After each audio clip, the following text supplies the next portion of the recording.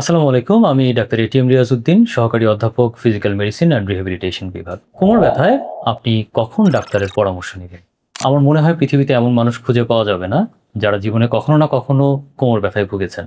এটি আসলে খুব সাধারণ একটি সমস্যা। অনেক সময় দেখা যায় বিশ্রাম নিলে বা হালকা ব্যায়াম করলে এটা নিজে নিজেই ভালো হয়ে যায়। কিন্তু আসলে সব কোমর ব্যথা একরকম না।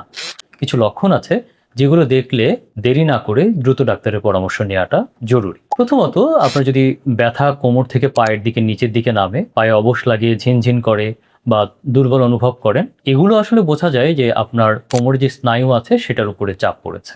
দ্বিতীয়ত, আপনি যদি কখনো দেখেন কখনো আপনার প্রস্রাব পায়খানার নিয়ন্ত্রণ করতে সমস্যা হচ্ছে, সেটি একটি জরুরি অবস্থা হতে পারে, যেটাকে আমরা কর্ডাইকুইনা সিনড্রোম বলি। এই ক্ষেত্রে আপনার দ্রুত চিকিৎসার প্রয়োজন। তৃতীয়ত, আপনি যদি দেখছেন যে আপনি কোমরে ব্যথা ওষুধ খাচ্ছেন, ২-৩ সপ্তাহ হয়ে গিয়েছে কিন্তু সেটা কমছে না, বরঞ্চ ধীরে ধীরে আরো বাড়ছে, সেক্ষেত্রেও আপনার জন্য এটা জরুরি। চতুর্থত, যদি আপনার রাতের দিকে ব্যথা বেশি হয়, ঘুম থেকে আপনার সেই ব্যথার কারণে আপনার ঘুম ভেঙে যাচ্ছে, সকালে ঘুম থেকে উঠে দেখছেন যে ব্যথা কমছে না, না কমার বদলে ব্যথা আরো বেড়ে যাচ্ছে, সকালে ঘুম থেকে ওঠার পরে শরীরটা জ্যাম জ্যাম হয়ে থাকছে, এসব কারণেও আপনার ডাক্তারের পরামর্শ নেওয়া উচিত।